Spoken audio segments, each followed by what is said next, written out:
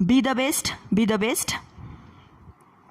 If you can't be a pine, on the top of the hill, be a scrub in the valley, but be the best little scrub by the side of the reel. Be a bush if you can't be a tree. If you can't be a bush, be a bit of the grass. Be a bit of the grass, and some highway happier make. If you are a muskie, then just be a bass, but levious bass in the lake. We can't all be captains. We have got to be crew. There is something for all of us here. There is big work to do and there is lesser to do. And the task you must do is the near. If you can't be a highway, then just be a trail. If you can't be the sun, be a star. It doesn't by size that you win or you fail. Be the best of whatever you are. This poem is written by Douglas Malloch. Thank you. Okay, my dear student, now I am going to tell you explanation of this poem, Be the Best. After listening this poem, you can understand so many things from this poem. Now I will explain this poem. Be the best if you can't be a pine on the top of the hill. Pine म्हणजे काय होतं, एक मोठं झाड जे टेकड्यांच्या सगळ्यात उंच शिखरावर असतं ते पाईन वृक्ष म्हणजे काय, इंग्लिशमध्ये मला असं सांगता येईल की pine trees are tall tree which are usually found on the top of the hill, जे नेहमी कुठं तुम्हाला सापडते, top of the hill. If you can't be a pine म्हणजे जर तुम्ही विशाल वृक्ष बनू शकत नसाल, पर्वताच्या शिखरावर जे विशाल वृक्ष असते ते जर तुम्ही बनू शकत नसाल, be a scrub in the valley but be. मोठं पाईन वृक्षासारखं जर तुम्ही बनू शकत नसाल तर स्क्रब व्हा. Scrub, what is the scrub?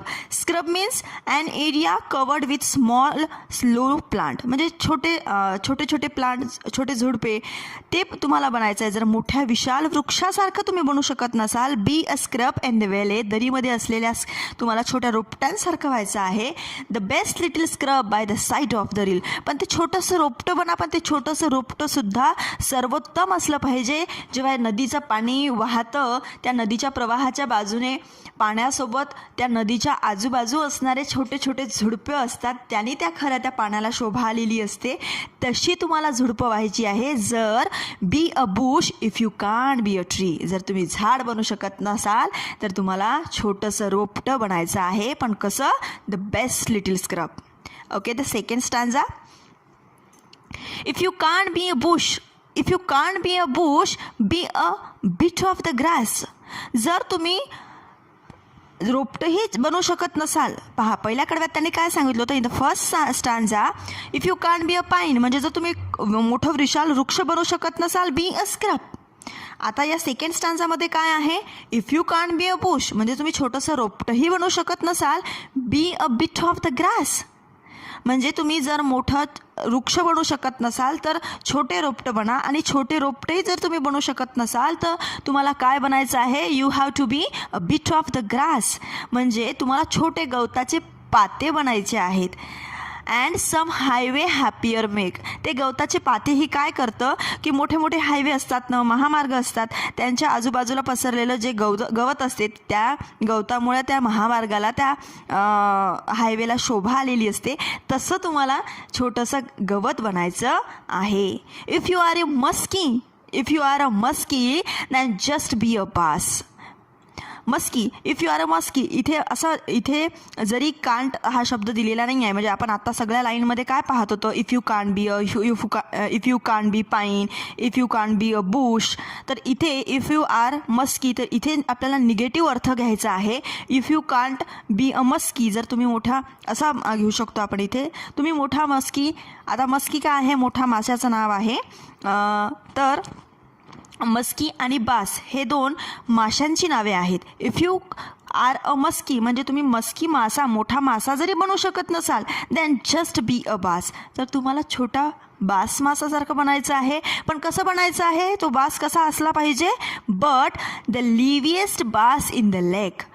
पण तलावातील सर्वात उत्साही जो मासा असतो तो बास मासा तुम्हाला बनायचं आहे. म्हणजे एखाद्या मोठ्या लेवलवर तुम्ही जाऊ शकत नसाल, नाही बनवू शकत असाल तर ठीक आहे, पण छोट्या जर तुम्ही एखादं छोटं काम, तसं छोटं कोणतंच काम नसतं, पण जर तुम्ही एखादी त्यापेक्षाही छोटं काही कृती करत असाल, ती कृतीसुद्धा म्हणजे छोटंसं काही काम करत असाल पण तेही तुम्हाला सर्वोत्तम करायचं आहे. We can't all be captains. आता तुम्ही शाळेत शिकता तेव्हा तुम्ही सगळेच जण कॅप्टन होऊ शकता का, नाही. प्रत्येकाला इच्छा असते कॅप्टन होण्याची, पण टीचर सगळ्यांना बनवू शकत नाहीत, लिमिटेशन्स असतात. If we can't all be captains, आपण सगळेच जण कॅप्टन बनू शकत नाही. We have got to be crew, आपल्याला कधी कधी सहकारी देखील बनावं लागतंच. कॅप्टन प्रत्येकजण बनू शकत नाही, पण आपल्याला प्रत्येकाला सहकारी बनता येतं. देर is a something for all of us here.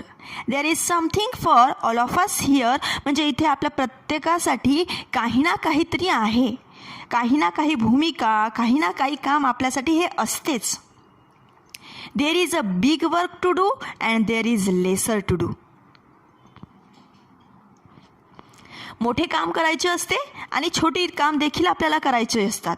म्हणजे काय, इथे आपल्या प्रत्येकाला कामं आहेत. कधी ते काम मोठे असतात तर कधी ते छोटे असतात. त्याचं स्वरूप छोटं असते, कधी मोठं असते. And task you must do is the near. फक्त तुम्ही जे काम करायचे असते ना ते तुम्हाला मिळत असते. म्हणजे कोणतंही काम छोटं किंवा मोठं नसतं.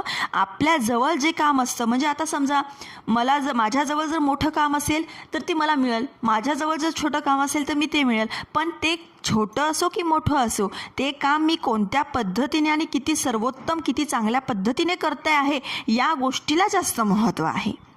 If you can't be a highway, in the fourth stanza poet tellers, if you can't be a highway, जर तुम्ही मोठा महामार्ग म्हणू शकत नसाल then just be a trail, तुम्ही छोटीशी पायवाट बना.